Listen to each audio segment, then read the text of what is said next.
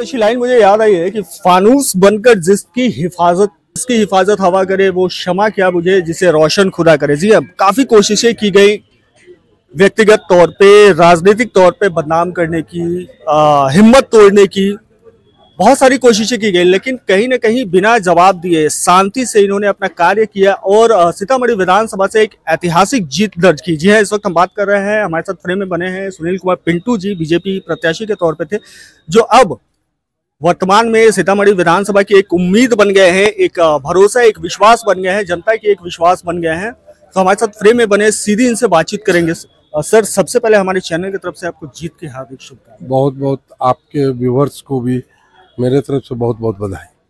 Sir, जनता ने काफी भरोसा दिलाया इस बार, आप पे काफी विश्वास दिलाया, तो क्या लग रहा है इस बार जनता की जो विश्वास की जीत हुई है तो जनता को इसका फायदा मिलेगा? जरूर, जनता की ही विश्वास की जीत है और जनता को डायरेक्ट इसका फायदा मिलेगा। अच्छा, इस बीच में काफी क्लेम्स लगे आप पे, बहुत सारी चीजें हुई, उसको लेकर आपने अपने विपक्षियों को कोई जवाब नहीं दिया, क्यों? ऐसा शांति से क्यों? नहीं, मैंने कहा कि जितना वो कीचड़ उछालेंगे उतना ही कमल खिलेगा, और कमल खिला। रह गई बात कि मैं उन लोगों को जवाब देने के बजाय मैं जनता की अदालत में गया और जनता की अदालत में अपने आप को कहा कि मैं दोषी हूं कि निर्दोष, इसका फैसला आप करें। ये एक deep fake AI generate video बना के मुझे बदनाम किया, और वो इलेक्शन के ठीक 4 दिन पहले, जिसके कारण जनता ने कल उस पर मुहर लगा दी और जितने भी ये दुष्प्रचार कर रहे थे उनके चेहरे पर कालिक पोत दी।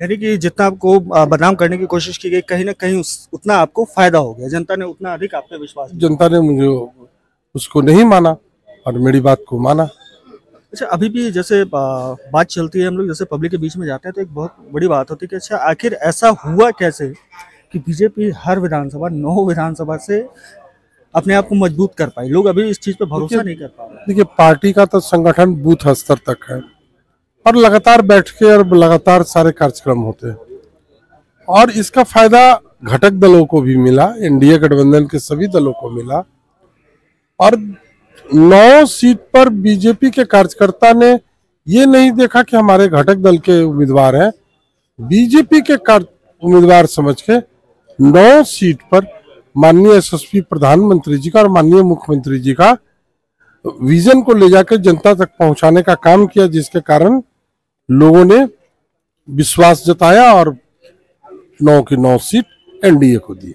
अच्छा, अभी अपने से माननीय प्रधानमंत्री जी की बात की तो उन्होंने कहा कि गंगा बिहार से निकल के बंगाल तक जाती है, तो क्या माना जा सकता है कि बंगाल में भी कुछ परिवर्तन हो सकता है? जरूर, वहाँ की जनता भी चाह रही है कि परिवर्तन हो, लेकिन वहां से तो अभी जैसे MK स्टालिन की हम बात कर ले तो उन्होंने बहुत पहले बिहार पे और बिहारियों पे टिप्पणी की थी, लेकिन अब वो एनडीए सरकार की जो ये जीत हुई है उसको लेके उन्होंने हार्दिक शुभकामनाएं दी है, बधाई दी है। तो अब हरा हुआ आदमी क्या बोलेगा?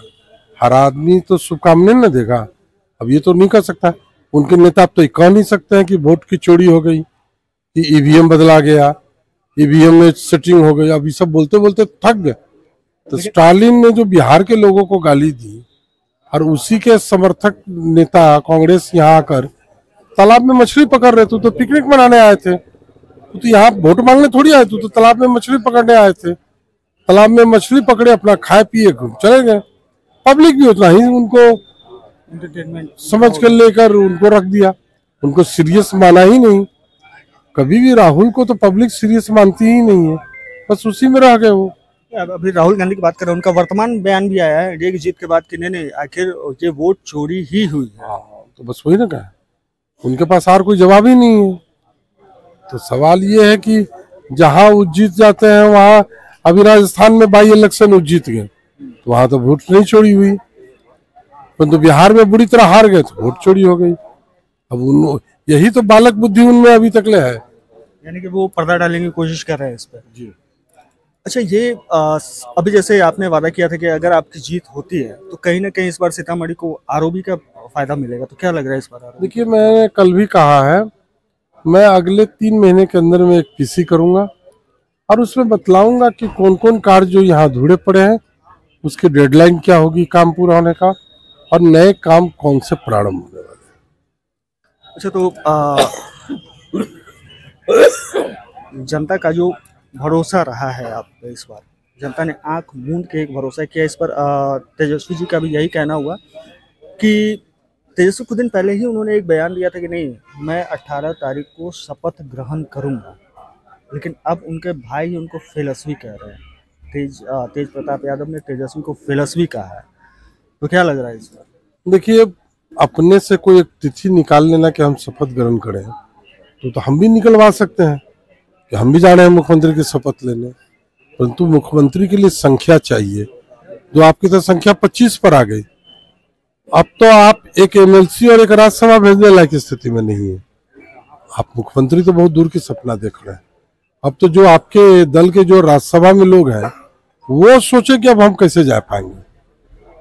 अच्छा, अभी बात कर रहे हैं हम, ऊपरी पदों की बात कर रहे हैं, तो मुख्यमंत्री के पद पे इस बार भी नीतीश कुमार को ही देखने को मिलेगा या कोई नया चेहरा है? ये तो निर्णय पार्टी का नेतृत्व करती है, और अब जैसा कि पार्टी के नेतृत्व, शीर्ष नेतृत्व माननीय प्रधानमंत्री जी बोल चुके हुए हैं कि 2025 फिर मुख्यमंत्री नीतीश, तो अब उसमें हम लोग की क्या बात है। अच्छा, तेजस्वी जी का एक और बयान आया था कि इस बार नीतीश जी का जो 10-10 हजार रुपया है, कहीं ना कहीं ये चीजें उनको फायदा पहुंचाएगी। तो ये वाकई में ये चीजें है कि कहीं ना कहीं नीतीश या मोदी का प्रेम है जनता के लिए? नहीं, जनता को नीतीश जी और मोदी जी के प्रति जो प्रेम है वो है वोट। तेजस्वी पर किसी को विश्वास नहीं होता, ये तो तुरंत जंगल राज स्थापित कर देते हैं। इसको लेकर सारे जनता इनसे दूर रहना चाहती है, जिसका परिणाम है कि उसकी पुनरावृत्ति न हो। और आज ये आप देख रहे हैं कि जंगल राज को पुनः नहीं आने दिया गया। यानी कि आप ये मानते हैं कि इस बार की जो लड़ाई हुई है वो जंगल राज और विकासवाद के बीच? एकदम वही लड़ाई थी, विकास की जीत हुई है, जंगल राज हार गया।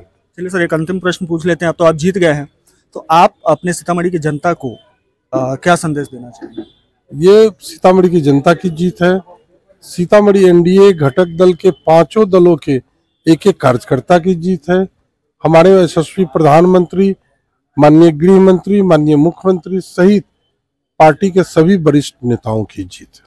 धन्यवाद सर, आपने अपना कीमती समय हमें दिया। तो इस वक्त आप सुन रहे थे हमारे साथ सुनील कुमार पिंटू जी को, जिनका ये कहना है कि ये जो जीत है ये इनकी व्यक्तिगत जीत नहीं है, ये जनता की जीत है, ये पार्टी की जीत है। और जनता ने पार्टी पे जो भरोसा जताया है, जो विश्वास जताया है, तो पार्टी हर कदम पे इस बार जनता के साथ रहेगी और जो भी विकास कार्य अधूरे हैं उनको पूरा करने का कार्य करेगी। जी हाँ, नमस्कार, मैं सुमित, इस वक्त आप देख रहे हैं हमारा चैनल।